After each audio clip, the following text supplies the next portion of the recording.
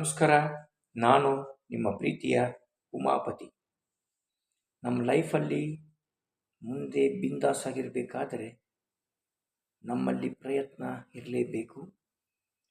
ಆದರೂ ಕೂಡ ಒಂದು 10 ಟಿಪ್ಸನ್ನು ಹೇಳಕ್ಕೆ ಇಷ್ಟಪಡ್ತೀನಿ. ದಯವಿಟ್ಟು ಎಲ್ಲರೂ ಕೇಳಿ, ತಿಳಿದೇ ಇರೋರಿಗೆ ಶೇರ್ ಮಾಡಿ ಅಂತ ಹೇಳ್ತಾ ನಿಮ್ಮೆಲ್ಲರಿಗೂ ನಮಸ್ಕಾರ ಮಾಡ್ತಾ ನನ್ನ 10 ಪದಗಳನ್ನು ಮುಂದುವರಿಸ್ತಾ ಇದ್ದೀನಿ. ನಂಬರ್ 1, ನಕಾರಾತ್ಮಕ ಆಲೋಚನೆ ನಮ್ಮ ಮನಸ್ಸಿನಲ್ಲಿ ಇರಬೇಕು. ಯಾಕೆ? ಈ ಕೆಲಸ ಮಾಡಬಲ್ಲೆ, ಈ ಬೆಟ್ಟ ಹತ್ತಬಲ್ಲೆ, ಮಾಡಬಲ್ಲೆ ಅನ್ನೋದು ಮೈಂಡಲ್ಲಿ ಬರಬೇಕು. ಪಾಸಿಟಿವ್ ಮೈಂಡ್ ಬರಬೇಕು. ಮತ್ತು ಅದ್ರ ಜೊತೆಗೆ ನಮ್ಮ ಪ್ರಯತ್ನ ಕೂಡ ಇರಬೇಕು. ಪ್ರಯತ್ನ ಮಾಡೋಣ. 1, 2, 3. ಇವಾಗ ಒಂದು ದೇವ್ರ ಪೂಜೆ ಮಾಡಿದ್ರೆ ಹೊರಗೆ ಕೊಡಲ್ಲ, ಇನ್ನೊಂದು ದೇವ್ರಿಗೆ ಹೋಗ್ತೀವಿ, ಇನ್ನೊಂದು ದೇವ್ರಿಗೆ ಹೋಗ್ತೀವಿ, ಇಲ್ಲ ಆ ದೇವರಿಗೇನೆ 3 ಸತಿ 4 ಸತಿ 10 ಸತಿ ಮಾಡ್ತೀವಿ. ಆ ದೇವರಿಗೆ ನೋಡಿ ನೋಡಿ ನೋಡಿ ನೋಡಿ ಬೇಜಾರಾಗ್ಬಿಟ್ಟು ಹೊರ ಕೊಟ್ಬಿಡ್ತಾನೆ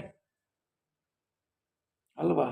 ಇಲ್ಲಿಲ್ಲ ಅಂದರೆ ಅಲ್ಲಿಲ್ಲ ಅಂದರೆ ಅಲ್ಲಿ ನಾವು ಪ್ರಯತ್ನ ಮಾಡ್ತಾ ಇರ್ತೀವ ಇಲ್ವಾ? ಅದೇ ರೀತಿ ನಮ್ಮ ಕೆಲಸದಲ್ಲೂ ಕೂಡ ನಮಗೆ ಮುಂದೆ ಸಾಗಬೇಕಂದ್ರೆ ಪ್ರಯತ್ನ ಇರಬೇಕು. ಪಾಸಿಟಿವ್ ಮೈಂಡ್ ಇರಬೇಕು. ಯಾರೇ ಕೆಲಸ ಹೇಳಿದ್ರು ಕೂಡ ಓಕೆ ಸರ್, ಮಾಡಬಲ್ಲೆ ಅಂತ ಹೇಳ್ಬೇಕು. ನಿಮ್ಮ ಕೈನಲ್ಲಿ ಮಾಡೋಕ್ಕಾಗಿಲ್ಲ ಅಂದರೂ ಕೂಡ ಮಾಡ್ತೀನಿ ಅಂತ ಹೇಳ್ಬೇಕು. ಪ್ರಯತ್ನ ಪಡಬೇಕು. ಅದನ್ನು ನೋಡೋಕ್ಕೆ ದೇವರಿದ್ದಾನೆ.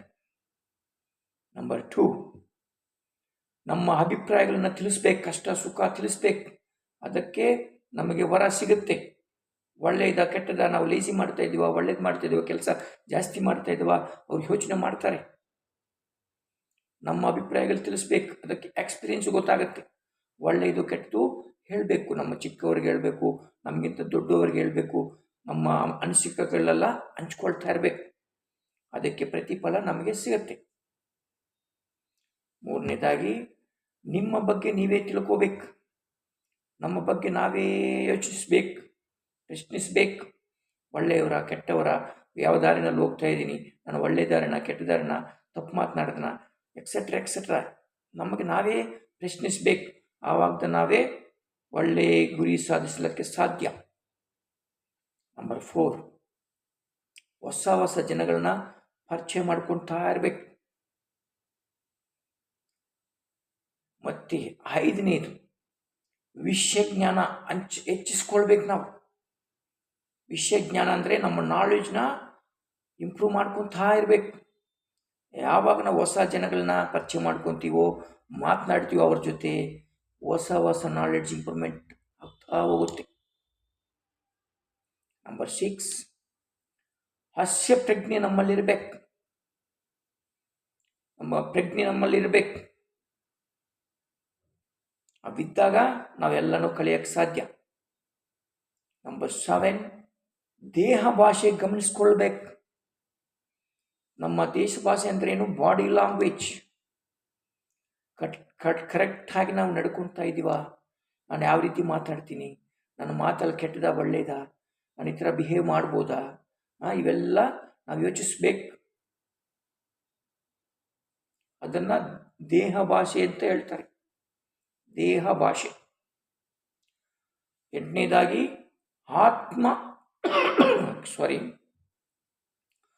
ಆತ್ಮವಿಶ್ವಾಸ ಗಣಿಯಾಗಬೇಕು. ಅಂದರೆ ನಮ್ಮಲ್ಲಿ ನಾವು ಕಾನ್ಫಿಡೆನ್ಸ್ ಇರಬೇಕು. ಕಾನ್ಫಿಡೆನ್ಸ್ ಇಲ್ಲ ಅಂತಂದರೆ ಕಾನ್ಫಿಡೆನ್ಸ್ ಇರಬೇಕು. ನಂಬರ್ 9, ಅತ್ಯುತ್ತಮ ಕೇಳುಗರಾಗಬೇಕು. ಪ್ರತಿಯೊಂದೂ ಕೆಟ್ಟದ್ದು ಒಳ್ಳೆಯದು ಕೇಳಬೇಕು. ಯಾರನ್ನ ಹೇಳಿದ್ರೆ ಲಿಸನ್, ಕೇಳಬೇಕು. ಲಿಸನ್, ನಾವು ಗುಡ್ ಲಿಸ್ನರ್ ಆಗಬೇಕು. ಆವಾಗ ಒಳ್ಳೆಯದನ್ನು ಮೈಂಡ್ ಸೇರಿಸಿ, ಕೆಟ್ಟದನ್ನು ಡಿಲೀಟ್ ಮಾಡಿ, ಬಟ್ ಕೇಳಬೇಕು. ಕೇಳಲಿಲ್ಲ ಅಂತಂದರೆ ನಾಳೆ ಅವರು ಹೇಳೋದಿಲ್ಲ. ಒಳ್ಳೆಯವರಾಗಲಿ ಕೆಟ್ಟವರಾಗಲಿ ಏನೇ ಹೇಳಿದ್ರು ಓಕೆ ಅನ್ಬೇಕು. ಅದರಲ್ಲಿ ಏನು ನಮಗೆ ಇದಾಗೋದಿಲ್ಲ. ಹೌದಾ ಅಲ್ವಾ? ಯೋಚನೆ ಮಾಡಿ. ಹೌದು. ಮತ್ತು 10ನೇದಾಗಿ, ನಾವು ಕಲಿಯೋದನ್ನು ಆಸಕ್ತಿಯಲ್ಲಿ ತೋರಿಸ್ಬೇಕು. ಪ್ರತಿಯೊಂದು ಕಲಿತಾ ಇರಬೇಕು. ಕಲಿಯೋದಕ್ಕೆ ಇಂಟ್ರೆಸ್ಟ್ ತಗೋಬೇಕು. ಹೊಸ ಹೊಸದನ್ನು ಕಲಿಬೇಕು. ಪ್ರಯತ್ನ ಪಡಬೇಕು. ಬೇಜಾರಾಗಬಾರ್ದು. ಆ ಇಂಟೆಲಿಜೆಂಟ್ ಮೈಂಡ್ ಇದ್ದರೆ, ಆ ಪೇಷನ್ಸ್ ನಮ್ಮಲ್ಲಿದ್ದರೆ ನಾವು ಮುಂದೆ ನೆಮ್ಮದಿಯಾಗಿ ಸಾಗಲಿಕ್ಕೆ ದಾರಿ ಸಿಗುತ್ತೆ. ಇವೆಲ್ಲನೂ ನಮ್ಮಲ್ಲಿ ಬೆಳೀಬೇಕಂತಂದರೆ ಒಂದು ತಾಳ್ಮೆ ಇರಬೇಕು. ತಾಳ್ಮೆ ಇದ್ದರೆ ಮುಂದೆ ಏನು ಬೇಕಾದರೂ ಮಾಡ್ಬೋದು. ಒಳ್ಳೆಯದು ಕೆಟ್ಟದು ಯೋಚನೆ ಮಾಡಿಕೊಂಡು ಒಳ್ಳೆಯದಕ್ಕೆ ತಾಳ್ಮೆ ಇರಬೇಕು, ಕೆಟ್ಟದಕ್ಕೆ ಲಿಮಿಟ್ ಇರಬೇಕು. ಎಲ್ಲರಿಗೂ ಒಳ್ಳೆಯದಾಗಲಿ. ಶುಭ ದಿನ.